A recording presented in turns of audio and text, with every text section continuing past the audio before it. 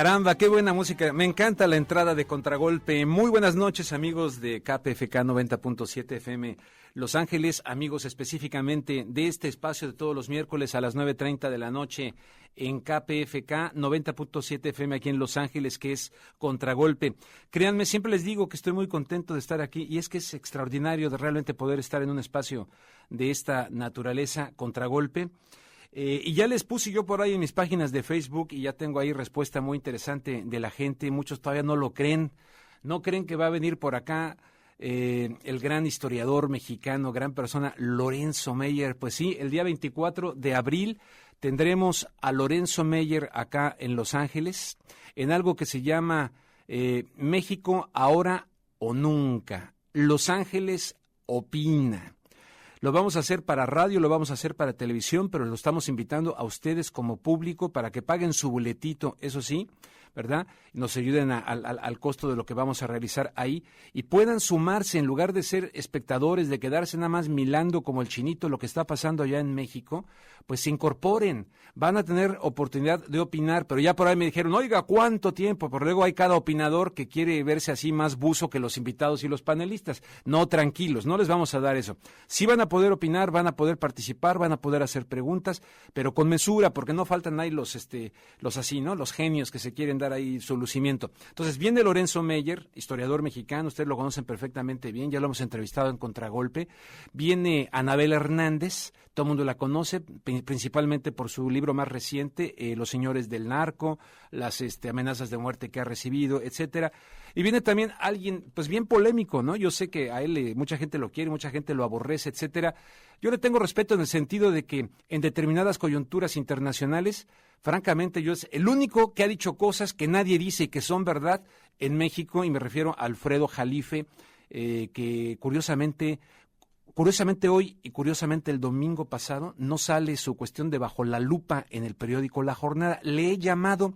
No he podido establecer contacto con él, pero ni hoy miércoles, ni ayer domingo, ni el domingo pasado, está la columna de Alfredo Jalife Bajo la Lupa en el periódico La Jornada. Pero también viene él, es muy polémico, genera muchísima, pero claro, tengo la convicción de que en México necesitamos mover las neuronas, escuchar diferentes puntos de vista, porque ahí donde todo mundo piensa igual, pues francamente nadie está pensando. Entonces él también ha dicho cosas muy interesantes.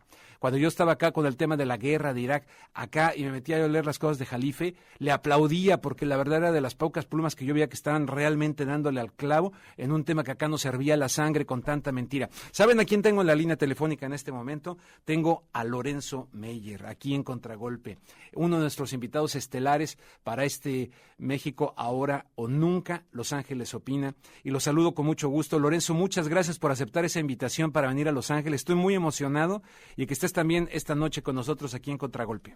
Gracias, Rubén. Buenas noches. Entonces, ¿por qué aceptaste venir a ver a este humilde programa Contragolpe y con un público de Los Ángeles? Es una buena pregunta. Para empezar, la invitación a un sitio en Estados Unidos donde hay una población de origen mexicano importante y desde hace mucho tiempo es siempre tentadora. Nosotros en México creo que tenemos la obligación de estar pensando, de tener en mente a ese 10% de los mexicanos que ya no están aquí con nosotros, y no necesariamente por buenas razones, sino por las circunstancias por las que atraviesa la economía mexicana.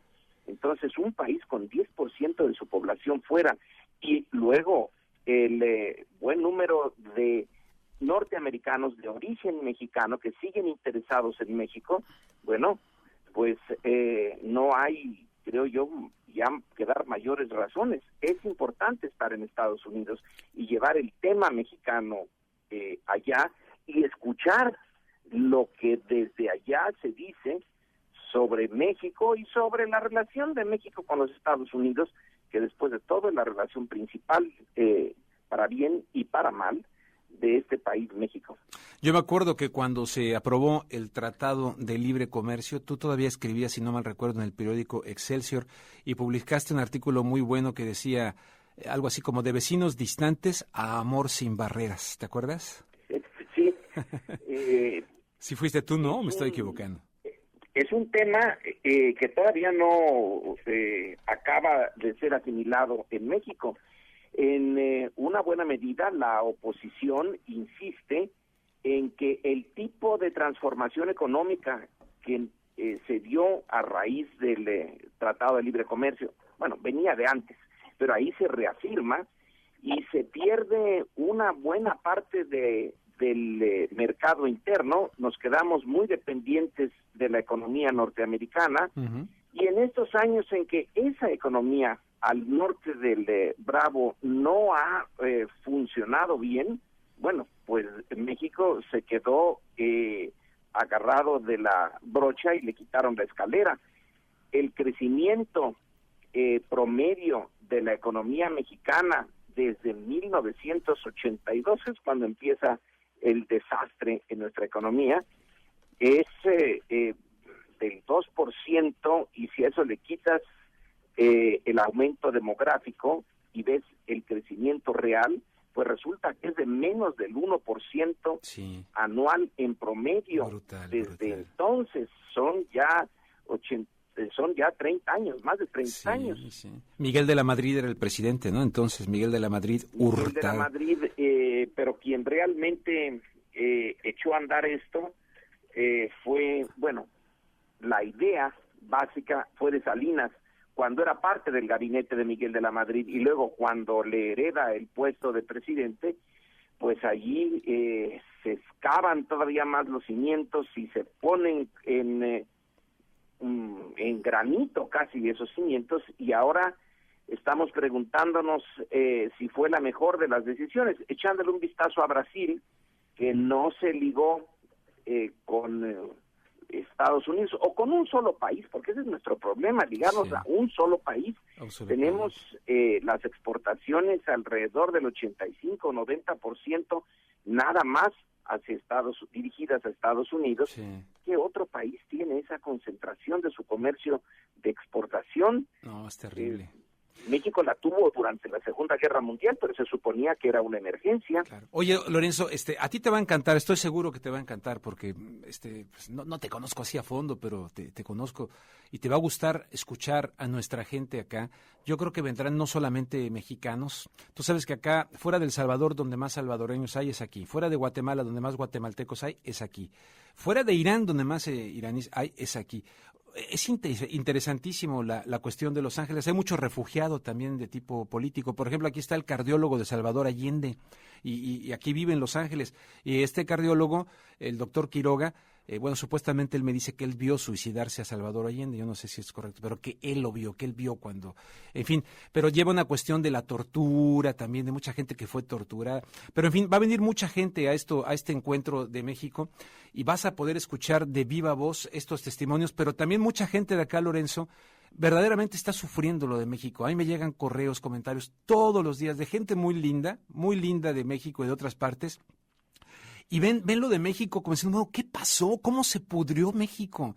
Y incluso yo ya tengo 10 años acá, Lorenzo, de repente digo, bueno, de hace 10 años para acá es prácticamente otro México. Y luego ya no, si me pongo a recordar cuando yo jugaba de niño allá y todo esto, pues francamente uno dice, bueno, ¿qué pasó? ¿Cómo fue que se pudrió México de esta manera? Nuestro querido México, lindo y querido, mi querido Lorenzo.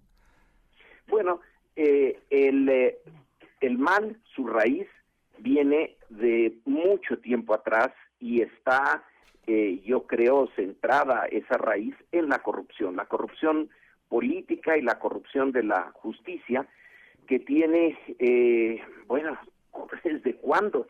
Todo el siglo XX y el siglo XIX no estaba mal en ese aspecto, pero se ha acelerado mucho en estos últimos años. Y hay zonas, Tamaulipas, por ejemplo, Nuevo León ahora, Michoacán, Guerrero, que sufren mucho más que nosotros aquí en la capital de la Ciudad de México, pero no importa dónde estés, la sombra del peligro, en un doble peligro. Por un lado, el problema del crimen organizado alrededor del narcotráfico, y por otro, un crimen que ya no tiene que ver con el narcotráfico, sino con una vida cotidiana, el secuestro, el robo, el asalto a casas, la pérdida de autos, es una vida bastante miserable en la medida en que su calidad se pierde. No solamente es que México sea un país pobre y que ahora los pobres sean más que antes, sino que la calidad de vida, que puede ser llevadera incluso para sectores que no son muy afortunados económicamente, pero en las circunstancias de ahora todos pasamos a ver cómo la calidad de nuestra vida se ha bajado. Y esto no está tampoco desligado de los Estados Unidos. Después de todo, el principal mercado de las drogas está allá, al norte del Bravo, y el principal proveedor de armas, y de armas muy sofisticadas para los ejércitos del narco, pues está allá en Estados Unidos.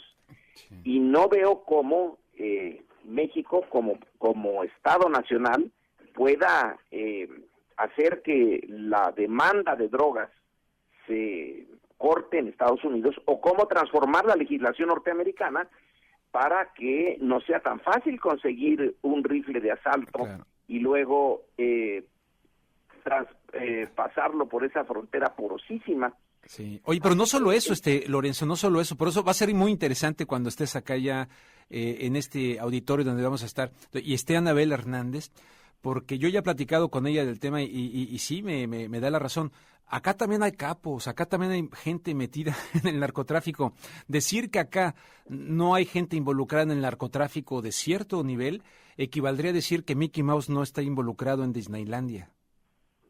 Bueno, ese es un punto a discutir. ¿Hasta dónde el general que está a cargo del Comando Norte ayer en su audiencia ante el Congreso norteamericano no dejó una respuesta muy clara cuando el senador McCain le preguntó sobre dónde están los capos, quiénes son los grandes capos norteamericanos? Exacto.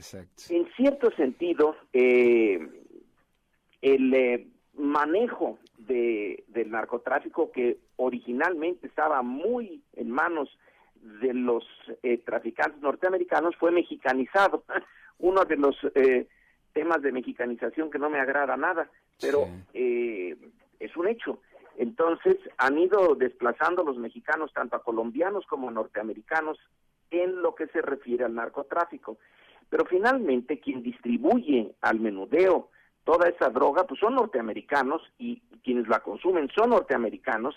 ¿Y cómo es posible que un sistema que se precia de ser muy eficaz en su localización de peligros no pueda ponerle fin a este mercado? Ahora, si ponerle el fin, ¿por qué insisten en mantenerlo ilegal? Eso es lo que desde la óptica mexicana no es que no lo entendamos, no lo aceptamos. Que también el meollo del problema es quién decidió que estas drogas son ilegales. No eran en el siglo XIX. Uh-huh. Fue el gobierno norteamericano al inicio del siglo XX que decidió hacerlo, prohibirlas, junto poco después con el alcohol. Luego en el alcohol da marcha atrás. ¿Por qué en unos sí y en otros no? Sí, completo. Y el punto de seguir manteniendo fuera de la legalidad estas drogas, pero no poder controlar su demanda, nos tienen puestos a los mexicanos y a los colombianos y a una buena parte de Centroamérica, que se ha convertido ahora en una gran avenida del narco, en un callejón sin salida. Sí. Oye, pero Lorenzo, te voy a regalar un libro ahora que vengas acá. Es un libro maravilloso, no sé si lo tengas, se llama Dark Alliance. Te invito a que le hagas ahí Google. Dark Alliance, The Story Behind the Crack Explosion. La historia detrás de la explosión del crack. Esto estuvo publicándose, si no me recuerdo, a ver si me viene ahorita el nombre de este periódico, y del periodista también, hombre, ¿cómo se llamaba este? Ahorita te voy a decir. Este periódico... Si uno uno le busca en Google Dark Alliance y listo. Y listo. Bueno, el autor es Gary Webb, ya recuerdo. Y en el Mercury News, por ahí un periódico así. Bueno, este tipo, por cierto, aquí en California, de repente lo encontraron suicidado en su apartamento. Es un tremendo documento sobre participación. No, lo dejo para que la gente lo investigue, pero es un tema muy delicado. Y lo investigue, ¿no? Pero Dark Alliance es una de las publicaciones que creo que sería importante leer en este panorama para darnos cuenta que aquí hay mucha gente metida en todo esto de la cuestión de la droga y como dice, acuérdate el Irán Contras, etcétera, ¿no? Pero sí. aquí estuvieron drogando en los barrios negros de Los Ángeles de manera intencional. Aquí está documentado, toda hay gente presa y metido en esto, ¿verdad? Lo curioso es que este hombre apareció suicidado en su apartamento, Gary Webb.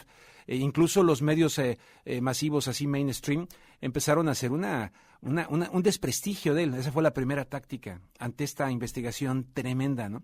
Entonces yo creo que esto tiene muchos tentáculos por todos lados. Esto de que en Los Cabos había un capito, se hacía grandote y se hacía chiquito ahora que lo vieron en Los Cabos, ¿no? Un día después de Hillary Clinton. ¿Cómo ves eso? Es que prácticamente coincidieron. Sí, sí, ¿no? Prácticamente coincidieron, se vieron ahí Hillary y el Chapo, ¿no? Bueno, la gente importante y con dinero coincide en sitios en donde hay un ambiente adecuado para poder disfrutar de la vida.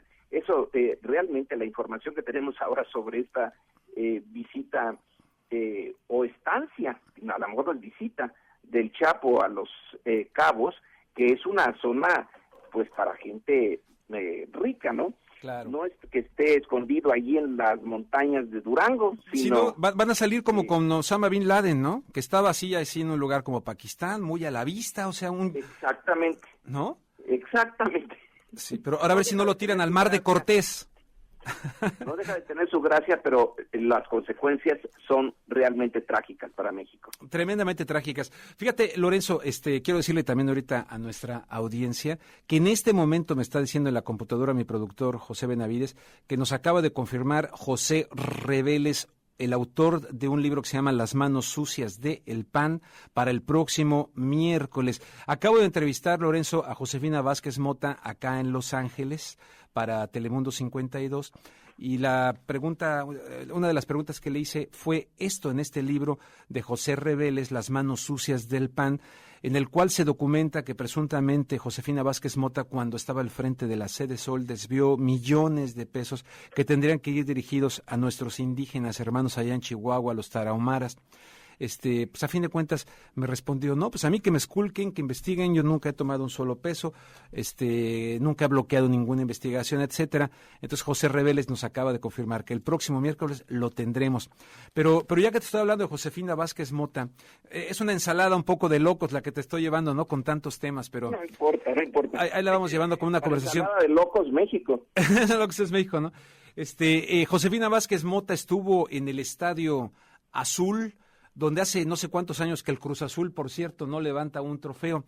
No sé si el Cruz Azul le echó la mala sal a Josefina Vázquez Mota, pero estuvo ahí. Pero tiene este tipo de acusaciones. Esto del libro es contundente, es tremendo. No sé si tú lo has leído de José Reveles. ¡Ah, cómo no lo has leído si el prólogo es tuyo! Sí. El prólogo es tuyo. Entonces me parece tremendo este tipo de información. Yo no la estoy acusando, pero ahí está esto, ¿no? En relación al gasto social, hay dos tipos de actitud para hacer un juicio. Uno puede ser el que simplemente se desvíen los recursos públicos que van a dar a zonas o a clases realmente muy necesitadas. Eso ya es malo. Pero la otra es la política misma. Cuando tú tienes unos programas para simplemente paliar la miseria, pero no destruir las causas de la miseria, si tú tienes recursos para seguirle dando a los rarámuris, que nosotros llamamos tarahumaras, pero ellos se llaman rarámuris. Rarámuris, sí. Entonces, si tú le sigues dando de la misma manera, nada más para que sobrevivan, pero la idea de fondo sería que no tuvieras que dar nada, sino transformar la economía mexicana, una economía que, insisto, le falta un dinamismo, pero evidente, que no tiene para la creación de empleo de un empleo productivo, y que por tanto no es nada más los rarámuris, sino muchas zonas de la vida cotidiana mexicana, de su vida social, están llenas de mexicanos que sobreviven, pero que el darles los recursos para que sobrevivan, bueno, soluciona el problema vital más importante, pero ellos, sus hijos, no van a salir de allí, sino van a reproducir el mismo patrón, porque entre otras cosas, el tipo de educación donde Josefina Vázquez Mota también tiene que responder a la mala o por la mala calidad de esta educación, estás reproduciendo patrones que, si siguen así, es ad eternum, habrá siempre la clientela necesaria para que una parte de los recursos del Estado mexicano vayan a darles para sobrevivir, pero no para salir. La salida de eso está sobre todo en una educación buena, una educación de calidad, una educación, digamos, ahora que está muy de moda hablar sobre el sistema educativo de Finlandia. Bueno, pues eso es lo que necesitamos. Necesitamos más que Finlandia, un buen sistema educativo, porque estamos muy abajo. Y para el siglo XXI, ¿cómo rayos le haces para que los rarámuris decidan por sí mismos qué tipo de vida quieren, pero que tengan una opción, un arcoíris ahí de decisiones? Quieren seguir siendo rarámuris, quieren transformarse, pero no que sea por simplemente porque están allí remetidos en la sierra de Chihuahua, donde por cierto no eran de la sierra de Chihuahua originalmente. En el siglo XVII, en el siglo XVIII, estaban en las áreas que ahora son propiedad de otras personas y que son las más productivas. Están hasta allá, hasta la montaña, porque hasta allá los echaron. Entonces la política social, que puede ser, como tú señalas, que los recursos esos se desvíen y se los lleven y se vayan a las bolsas de otros, ya sea administrados por el PAN o administrados por el PRI, pero la otra es preguntarse si esa es la mejor política. Pues sí. Oye, José, perdón, Lorenzo, parafraseando, o más bien no parafraseando, citando a Churchill, se le acredita esta frase a Churchill, de que la diferencia entre un político y un estadista es que el político está pensando en la siguiente elección, mientras que el estadista está pensando en la siguiente generación. En el sentido de esa frase... Es muy buena esa definición.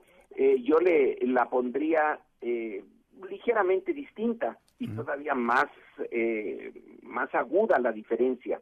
El estadista puede tomar decisiones que para él signifiquen una reacción negativa, que no tenga ninguna ganancia, no solamente que tenga que pensar en otra generación, sino tomar una decisión. Vamos a poner, me gusta el ejemplo, al general Cárdenas cuando nacionaliza el petróleo. Bueno, le iba a traer muchísimas más dificultades que beneficios. El beneficio, se suponía, sería para otros políticos en un futuro, que no estaba claro cuándo sería. Sí. Pero el estadista es capaz de tomar decisiones que no le convienen en lo inmediato, que incluso le van a costar, en aras de una visión de la sociedad a la que está sirviendo, y que en el futuro las cosas sean mejores. En ese sentido, entonces, Josefina Vázquez Mota, Enrique Peña Nieto, Andrés Manuel López Obrador y está el otro, Gabriel Cuadri, son los que aspiran a la presidencia de México. ¿Alguno de los cuatro es estadista? Mira, yo tengo mis preferencias muy claras. Mis preferencias son por Andrés Manuel López Obrador. Creo que él se ha echado encima más problemas de los que necesitara. Por ejemplo, si tú ves en el Partido de la Revolución Democrática, hay por lo menos dos tipos de personajes. Los que han usado ese partido para vivir de él y que buscan el mínimo de problemas, y que son los que siempre están de acuerdo con Felipe Calderón y que se ponen de acuerdo con los que deberían ser sus adversarios políticos, pero para no mover el barco. Y Andrés Manuel es, como le llaman sus adversarios, es un radical, una izquierda no moderna, sino antigua, que no entiende los problemas de este mundo, etcétera, y que pudiendo haber negociado, por ejemplo, él pudo haber negociado con el Bester Gordillo, que le ofreció su apoyo en el 2006, sí, pero no lo aceptó. Eso le costó, entre otras cosas, la elección. Eso trajo como consecuencia que Felipe Calderón tuviera el apoyo de el Bester. Y bueno, ahí tengo un ejemplo de cómo se toman decisiones que te van a costar de momento, pero se están haciendo en función de no aceptar que la política educativa siga por el camino en el que va. Yo creo que en ese sentido de asumir costos inmediatos en aras de un beneficio quizá no para él, esta decisión en 2006 de no aliarse con el Baester y su sindicato cuando le ofrecían la alianza a Andrés Manuel, puede resultar un ejemplo de ese tipo de políticos que estamos hablando, de los que no son el político para tener el éxito en este momento o al minuto siguiente, sino en el largo plazo. Uh-huh. Y en ese mismo sentido, Peña Nieto y Josefina Vázquez Mota, porque de cuadri, francamente, pues nomás porque ahí están, ¿no? Pero en fin, eso no vale la pena ni mencionarlo. Yo diría, francamente, sí. O sea que vamos a dejarlo a un lado. El señor Peña Nieto y Josefina Vázquez Mota. En las exigencias, o sea, porque yo creo que México necesitamos los mexicanos hacer algo así casi. ¿Quién decía? El de la novena sinfonía de Beethoven, ¿cómo se llamaba el que escribió? Schiller, ¿no? El de la oda, el Schiller, el del texto decía. De la oda de la alegría. Exactamente, decía, el hombre inteligente saca bien del bien, pero el genio saca bien del mal. Necesitamos un genio en México para sacar bien del mal. Necesitamos un genio porque las instituciones que nunca estuvieron bien, ahora están peor. Y una economía que cuando México no era una democracia, cuando ya reinaba la corrupción, etcétera, pensemos en los 1950, 1960, una economía de la que a la que se le denominó el milagro mexicano. Sí, sí. En los 50 se hablaba del milagro alemán, del milagro israelí, del milagro mexicano, teniendo muy malas instituciones y teniendo una corrupción notable. Pero bueno, esa economía por lo menos daba ciertas esperanzas.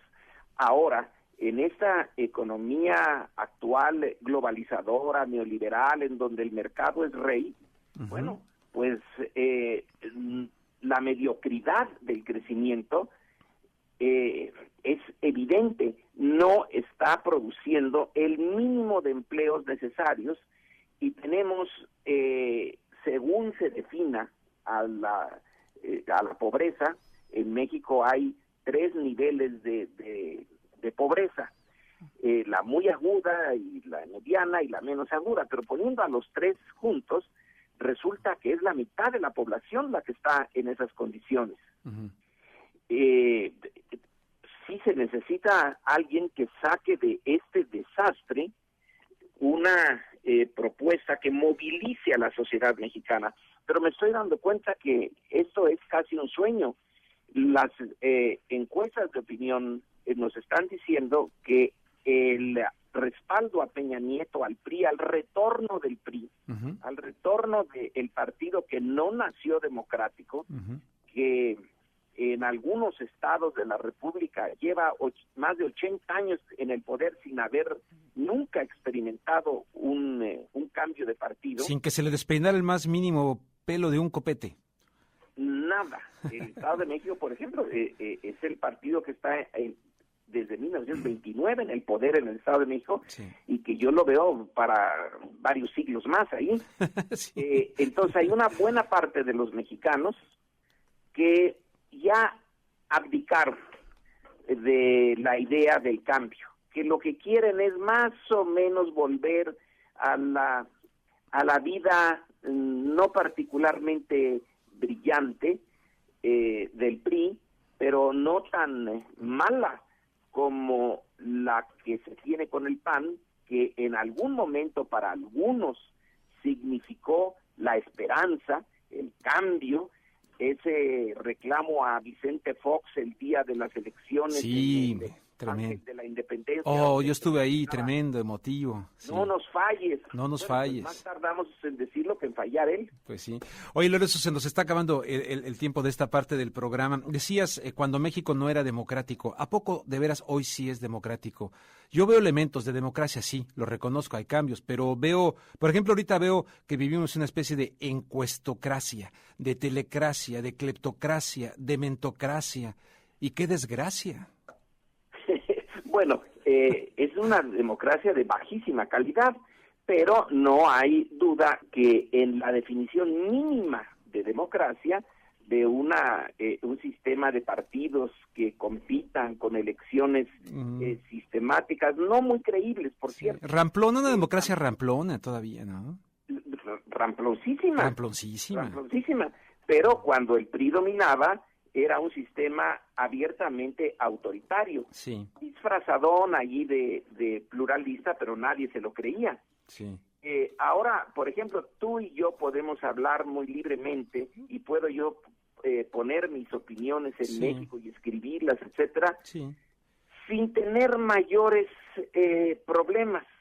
En otro tiempo, cuando el PRI era la verdadera fuerza dominante y no se vislumbraba ninguna posibilidad de cambio, bueno, había una mayor restricción a la libertad de opinión.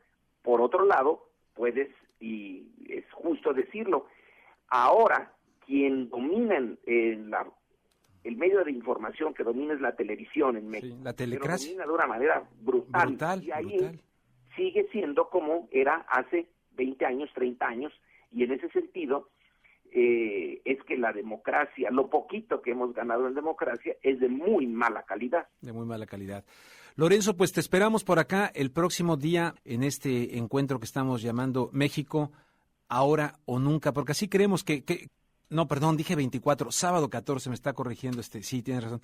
Sábado 14, perdón, sábado, no te confundas, Lorenzo, sábado, mi cerebrito loco, sábado 14, y lo hemos denominado México hoy o nunca, porque de verdad sentimos que yo siento que México está llegando a un punto de no retorno. Bueno, espero que no sea ese el caso. Siempre habrá alguna posibilidad de retorno, pero por ahora sí estamos en una coyuntura crítica, lo acepto.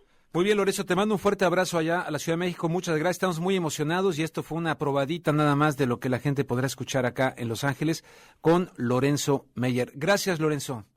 Gracias a ti, Rubén, por la invitación y nos vemos. Nos vemos por acá. Qué placer escuchar a Lorenzo Meyer. Si me permiten, hacemos una breve pausa y vamos a regresar a platicar con Manu Dorvier. Manu Dorvier, que ella está ya en el puerto de Acapulco, en México, y también vamos a platicar sobre algunas cosas así medias acá espinosas. Regresamos.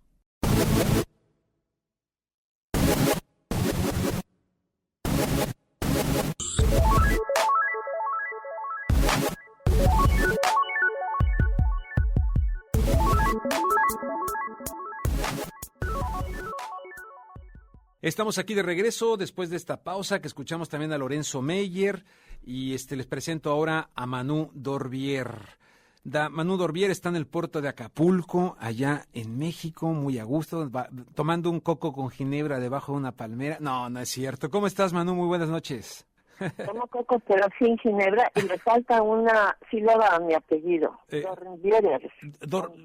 Manu Dorvier, perdón, Manu Dorvier, tienes la razón. Bueno, siempre he tenido mi dislexia. Bien, Rubén, pero muy preocupada, como todo el mundo, por el país, y no precisamente por las historias electorales, sino por dos grandes peligros que está corriendo México en este momento. ¿Cómo cuáles? Mira, el primero, y lo veremos más tarde porque aquí enfrente de mí tengo la información de la otra. Cuando fue Calderón la última vez a Davos, sí, le regaló a Monsanto, la compañía Monsanto, cantidad de tierra mexicana, por así decirlo. ¿De tierra mexicana? ¿No que la tierra es para quien la trabaja? O sea, decía Zapata, la tierra es para quien la trabaja, en este caso Calderón. La tierra es quien la trabaja. Sí. Pero el problema territorial es grave, pero no es todo. La tierra que le regaló a Monsanto y otras compañías de fabricantes de transgénicos es gravísimo porque los transgénicos acaban los cultivos locales. Sí. Yo no sé si tú estás o el público está al tanto de lo que en realidad es plantar transgénicos en un país. Fíjate que yo no tengo todo, ¿no? Explícanos. Bueno, mira, el plantar transgénicos en un país es hacer que las semillas del plantío que se vaya a hacer pertenezcan a las grandes corporaciones americanas y estadounidenses u otras para siempre. Los transgénicos no dan ya semillas y los transgénicos acaban con, en el caso de México, con el maíz nativo. Así es que excuso decirte Gravísimo. lo grave que es esto. Lo gravísimo. Te voy a mandar un libro donde hay todo este tipo de asuntos y te voy a estar mandando mails de una campaña patriótica que existe, que se llama Sin maíz no hay país. No la conozco, sí, claro. Y esto sí. es absolutamente cierto desde el punto de vista científico. Claro. Si plantan transgénicos en grandes cantidades, como lo hicieron en Argentina, que ya ves que tienen unos problemas atroces ya, Sí, con ya. la soya, Con la soya, sí. acaban con los cultivos locales nativos y se hacen dueños de las semillas de sus nuevos asuntos que no están probados, no está probado que sean útiles para la salud. Viene a mi mente el libro de Miguel Ángel Asturias, Hombres de Maíz, ¿te acuerdas? El Premio Nobel de Literatura. Hombres de maíz. Hombres sí, de Maíz claro. guatemalteco, sí. O sea, Pero eso... lo que yo en este momento me tiene verdaderamente indignada contra este traidor de Calderón es que organizó un tratado en Los Cabos supuestamente de campos de petroleros fronterizos. ¿Ya te acuerdas que han estado hablando de que el popote, que si los explotadores del petróleo en Estados Unidos, que son todos privados, podían chupar nuestro petróleo a través de un popote y en fin, una serie de historias que la gente no llega a comprender. Y al mismo tiempo hay otro cariz de este asunto fronterizo. En realidad no es tan fronterizo porque esa es una frontera de agua. Se está tratando en realidad en lo que firmó con Hillary Clinton y con la otra cretina de que tiene de secretaria de Relaciones aquí, que no me acuerdo, se llama Patricia, quién sabe cuánto, que es nada más una digamos, perica de lo que dice Calderón. Sí. Hicieron este tratado hace unos días en Los Cabos, diciendo que ya se había esto arreglado y que así ya no habría disputas entre ambos países, porque si tú robaste más petróleo que el que te tocaba, en fin. Y en realidad se trata, es tan grave este tratadito que hicieron, que le da a todo el petróleo del Golfo de México a las compañías privadas que explotan el petróleo en la región, que pueden ser estadounidenses, pueden ser británicas, en fin, ya vimos que se lanzaron, ¿te acuerdas el problema con el famoso pozo? Sí. Que se salió de control. Sí. ¿Te acuerdas? A principios del año pasado. Exactamente, sí. El de la British Petroleum. Sí, tremendo. Bueno, pues el asunto aquí es este. Un grupo de periodistas que se originó en Campeche precisamente, al cual yo pertenezco, hemos estado hablando de la Isla Bermeja. La famosa Isla ¿Qué Bermeja. es la Isla Bermeja? Que desapareció, ¿no? Sí. ¿Que no te digo bien? No, que supuestamente desapareció, ¿no? Desapareció la Isla Bermeja. Que supuestamente desapareció. Entonces, ahora, esto es una conclusión, digamos, en cierta manera, de la otra traición, del otro traidor de Sevilla, porque en este país no tenemos presidentes que no nos traicionen, por lo visto, en los últimos tiempos. El Sevilla fue el que supuestamente hundió la Isla Bermeja. ¿Qué pruebas hay de la Isla Bermeja? Mira, encontré la mejor descripción de lo que sucede con la Isla Bermeja y lo que fue y es la Isla Bermeja, que al parecer todavía existe, y ya hay hasta una agencia de turismo en Estados Unidos que ofrece viajes a la isla Bermeja. De veras, eso sí no lo sabía. Qué raro. Es una información de un blog que tiene un nombre extraño, Explorador de Galaxias. Y lo publiqué en mi artículo satírico, que va a unos 50, 60 periódicos en México. Y yo quisiera repetirte punto por punto lo que es, para que la gente de tu auditorio se entere de lo que es la isla Bermeja. ¿Me permitirías tú leer esto? Por supuesto, sí. Sí, adelante. Los del blog, que es la mejor descripción que yo he podido encontrar, dicen así: es una supuesta conversación. La pregunta es, ¿puede desaparecer una isla? Respuesta: en México sí. Han desaparecido la isla Bermeja, ubicada a 100 millas al norte de Yucatán y Campeche. 2. ¿Y quiénes la desaparecieron? Respuesta: en México los legisladores tienen este poder, y en el caso de la isla Bermeja, aquellos que participaron en la elaboración del Tratado Clinton-Cedillo, en el cual México y USA pactaron sus fronteras marítimas en el Golfo de México, en ceremonia celebrada en Washington el 9 de junio del año 2000, en complicidad con el contraalmirante Néstor E. G. Amador, director general de Oceanografía Naval, y desde luego hubo mucho más cómplices en nuestro país. 3. ¿Y para qué desaparecieron la isla Bermeja? 3. Para que México pierda los derechos de explotar los yacimientos petrolíferos inmensos que aloja aproximadamente 22.600 millones de barriles de petróleo. Wow. 4. ¿Y cómo sabemos que la isla Bermeja existió o existe? Respuesta: porque su existencia está debidamente registrada desde el año 1864 en la Carta Etnográfica de México. También en el libro Islas Mexicanas, editado por la SEP, que en su página 110 la ubica a 22 grados 338 latitud norte y a 91 grados 228 del oeste. También algunas agencias federales de Estados Unidos, entre ellas la CIA, reportan su existencia, e incluso una agencia de viajes de USA ofrece viajes a nuestra isla Bermeja. 5. ¿Y no hubo legisladores mexicanos que se opusieran a esta desaparición? Sí. El finado senador José Ángel Conchelo se opuso con todas sus fuerzas a este despojo de la nación mexicana. A mí me lo pero dijo. Murió en un extraño accidente carretero, nunca investigado, en el año de 1998. Paréntesis mío, era panista este señor. A mí me lo dijo cantidad de veces él, directamente esto que estás diciendo, José Ángel Conchelo. José Ángel Conchelo. Sí. 6.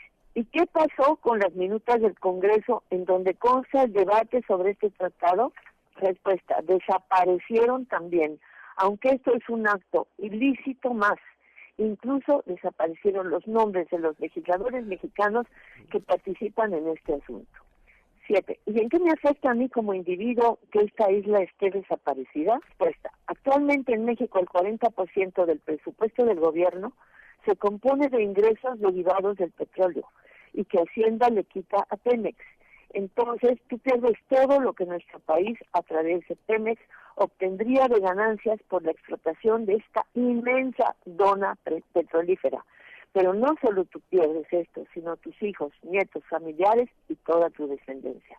Y ese despojo a todos los mexicanos es un hecho consumado e irreversible. No, porque la isla Bermeja allí está. Y puedes contratar un viaje a ella en la mencionada agencia de viajes que está en USA, por lo que el tratado Clinton-Cedillo debe anularse para hacer un nuevo corregido y midiendo nuestros derechos en un radio de 200 millas alrededor de nuestra isla Bermeja. ¿Y dónde puedo saber más sobre esta tierra? En cualquier buscador que crea Isla Bermeja y vas a encontrar cosas impresionantes. ¿Y qué puedo hacer? Mucho. Empieza por divulgar este despojo, continúa informándote al respecto y únete a todos los que amamos a nuestra patria mexicana y no nos dejamos engañar por el poder mediático. Pues fíjate, yo acabo de poner ¿Qué pasó? Lo estoy viendo ahora, yo también aquí me salió un reportaje de la revista Contralínea, dice, una isla que México perdió ante Estados Unidos. Hay cientos de reportajes. Sí, hay cientos, sí. Y Calderón se las arregla para ir a firmar algo en lo oscurito, sí, a Los Cabos, Baja California, con la Hillary Clinton, que está metidísima en la política latinoamericana, haciendo cosas aberrantes. Te agradezco muchísimo, Manu Dorbierer, ahora sí correcto, de Satíricos. Te agradezco muchísimo, caray, información muy importante, y nos escuchamos, si nos permites, pues el próximo miércoles aquí en Contragolpe. Muy importante la información que nos has dado. ¿Quieres agregar algo para despedirnos? Quiero agregar nada más que la gente busque lo mismo que dice la conversación, la supuesta conversación que transmitir esa gente del blog que dije, difúndanlo, porque la gente no entiende. Entonces, yo lo que quiero decir es, esta es la conclusión de la entrega del petróleo mexicano al extranjero. Te agradezco mucho. Ahí está al aire esto para que la gente se concientice, busque y sobre todo que no se queden milando como el chinito, sino que yo creo que es el momento de organizarnos. Si los de abajo se mueven, los de arriba se caen, dicen por ahí. Gracias, Manu. Gracias a ti, Rubén. Mucho gusto. Gracias. Nos escuchamos el próximo miércoles con Manu Dorbierer. Tremenda la información que nos está dando, ¿no? Se siente uno así. Bien, pues qué gusto escuchar a Manu, información muy, muy fuerte que usted pues no escucha fácilmente en los medios de comunicación en general y aquí con amplitud y para que usted también haga su tarea y se ponga a investigar sobre este tema. Bueno, pues mire, vámonos con Hugo Espinosa, este joven periodista chileno que se ha incorporado con nosotros a colaborar aquí en Contragolpe y él lo hace con su golpe bajo.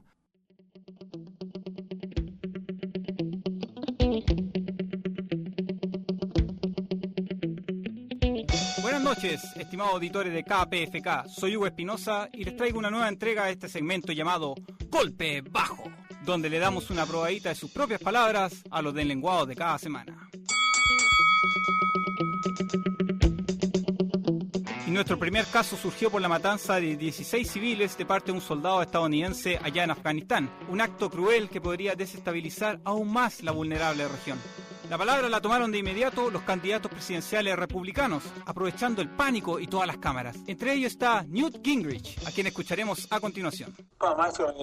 Yo pienso que nosotros debemos dejar el país lo antes que podamos, con seguridad. Yo creo que la posibilidad de cambiar la cultura afgana es virtualmente cero. Ahí está, lo escuchamos clarito. Nuestros planes se fueron al carajo. Hay que salir de Afganistán lo antes posible, con el rabo entre las piernas. Hemos derrochado la sangre de nuestros jóvenes en una misión que no tiene una salida clara. ¡Wow! Mr. Gingrich y compañía. Yo pensaba que no podíamos estar tan de acuerdo. Pero déjeme decirle algo. Su respuesta ha llegado con 9 años de atraso. Ya se capturó a Bin Laden, que ni siquiera estaba allí escondido en las montañas, y subieron los cultivos de amapola y la inseguridad parece estar por las nubes, peor que antes. En todo este tiempo ya podríamos haber traído a nuestros soldados de vuelta. Caminando, imagínese. No crea que no agradecemos el arrepentimiento, pero es que después de tanto defender al ex Commander-in-Chief George W. Bush y toda esa verborrea de andar haciendo guerras sin propósitos ni objetivos claros, nos da para pensar un poco si después no nos arrepentiremos también de querer iniciar otra batalla allí cerquita en Irán. Uy, señor, golpe bajo. Segundo round, y esta vez nos enfocaremos en el otro bando, en los burros demócratas, pero no por sonsos, sino que por la representación animal del partido. Aunque esta semana les daremos duro por creerse los paladines, los defensores de la clase trabajadora. Escuchemos al mismísimo vicepresidente Joe Biden. Soy el vicepresidente Joe Biden. Todos sabemos que nuestra economía está en crisis y que muchas personas han sufrido, pero la clase media ha sido particularmente afectada. Por eso el presidente Obama me ha pedido que lidere el grupo de trabajo por la clase media.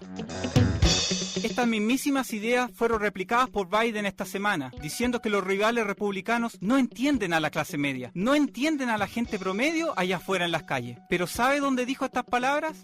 Lo dijo en una cena para recaudar fondos en la mansión del senador John Kerry, en el acaudalado barrio de Georgetown, allá en Washington, D.C., donde cada uno de sus invitados pagó $5,000 por pareja para atender a esta cita donde comieron New York steak y puré con trufa. Vaya a ver usted, un menú supuestamente de clase media. ¿No les parece irónico? Claro que no, porque desde que las leyes cambiaron y ahora las donaciones a las campañas políticas son ilimitadas, Obama y sus camaradas se preocupan de visitar a celebridades de Hollywood y millonarios pseudo altruistas para recaudar fondos. Es la nueva forma de hacer política, con una tacita de té entre gente cool, entre los ganadores. La diferencia con su adversario es que les da vergüenza decirlo, como que no quieren parecerse a Mitt Romney, que habla de sus amigos dueños de autos de carrera, dueños de equipos de fútbol americano, o de Gingrich, cuya campaña subsiste gracias a su amigote en los casinos de Las Vegas. Ay, Mr. Biden, ay, señor presidente, seamos justos. Hagamos una cena donde pueda asistir de verdad gente trabajadora, para que los conozcan a ustedes y para que ustedes también tengan un atisbo de la calle, de esta gente que no le interesan las trufas y que les basta un par de taquitos o papas fritas incluso para pasarlo bien. Oh, ya sé, hay un gran problema. En esta clase de cenas, ustedes no aceptan estampillas, solamente catch.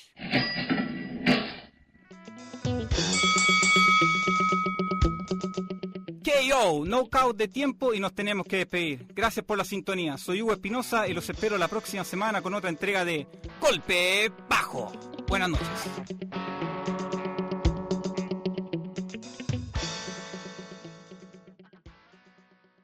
Bueno, pues acaban de escuchar aquí Golpe Bajo con Hugo Espinosa, periodista joven chileno que se incorpora con nosotros aquí a colaborar en Contragolpe, lo cual me da mucho gusto. La semana pasada les dije que se los iba yo un poco a presentar porque me encanta que vengan jóvenes así a los micrófonos, a los medios de comunicación, con ideas frescas, con ganas, con espíritu y sobre todo con esta búsqueda de la verdad y no que estén convirtiéndose nada más en vocero del poder y en vocero de las versiones oficiales de esta vida que tenemos cotidianamente. Hugo, me da mucho gusto que estés con nosotros en Contragolpe y de hecho él sugirió el concepto de dentro de Contragolpe, el de golpe bajo, y hoy estuvo muy bueno, ¿no? Con esto que hiciste de los republicanos y también de Joe Biden, en esta cena diciendo que el presidente Obama es el único que entiende la clase media, ¿no?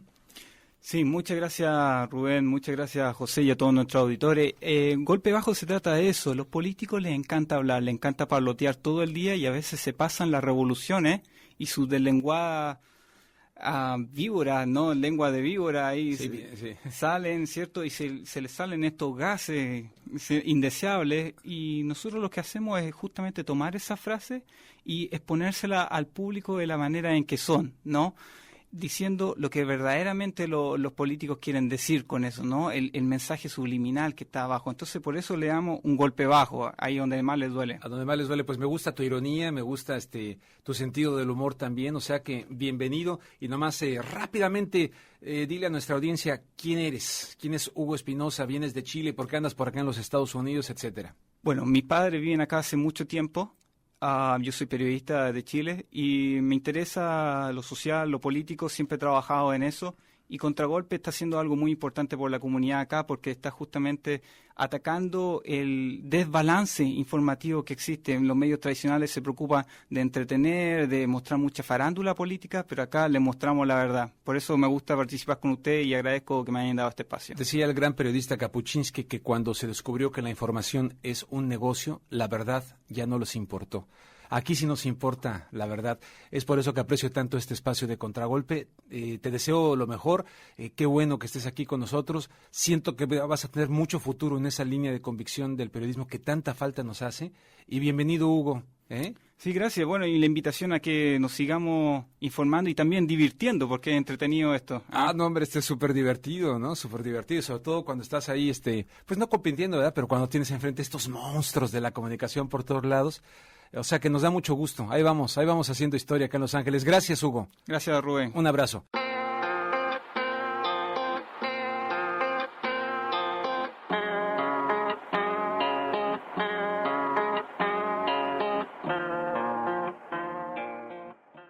Les quiero recordar que el periodista José Reveles, el próximo miércoles aquí en Contragolpe, autor del libro Las manos sucias del PAN, Y fue la pregunta que le hice a Josefina Vázquez Mota sobre ese presunto desvío de millones de pesos que no llegaron a manos de los indígenas rarámuris allá en Chihuahua, y que ella pues me tuvo una respuesta ahí de que, bueno, a mí que me esculquen prácticamente, yo no he tomado nada, en fin, vamos a ver qué opina José Reveles el próximo miércoles. Les recuerdo también que les estamos invitando a México ahora o nunca.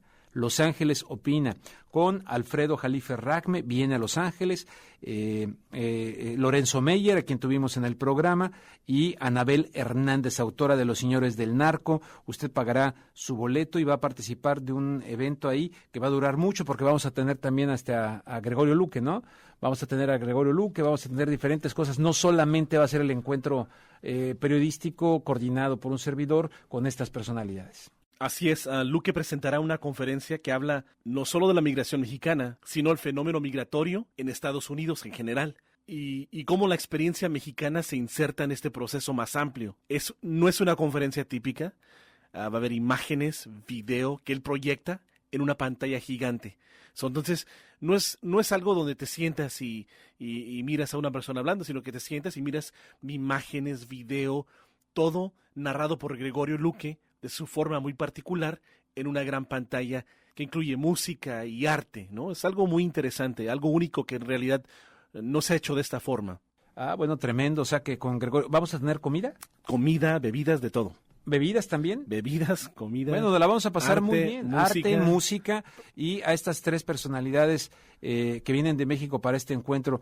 Es algo francamente así un poco sin mucho precedente. O sea, sí han venido personas así, ¿no? Pero el concepto que estamos realizando y alguien como Lorenzo Meyer, Alfredo Jalife, para hablar ahora de la cuestión de México, pues les invitamos, pues, repito, sábado 14.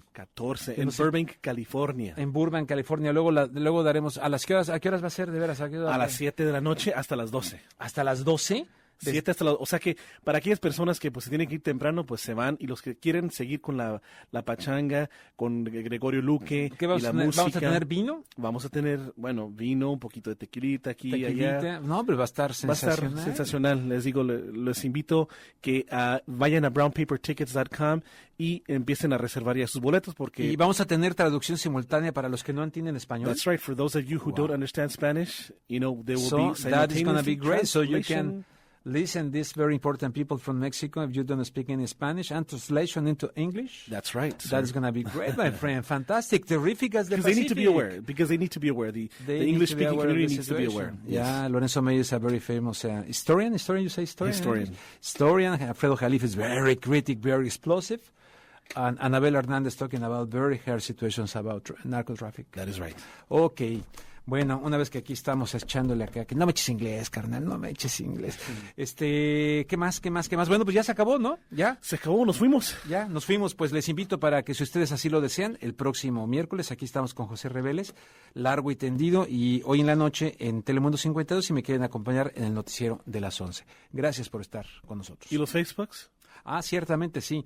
Ciertamente pueden entrar a nuestra nueva página de Facebook de Contragolpe, porque resulta que la otra es como para un lugar, no como para una persona. En fin, yo no entiendo mucho de eso, pero la nueva es facebook.com/Contragolpe Radio. En facebook.com/Contragolpe Radio. Ahí pueden reservar también sus boletos en brownpapertickets.com.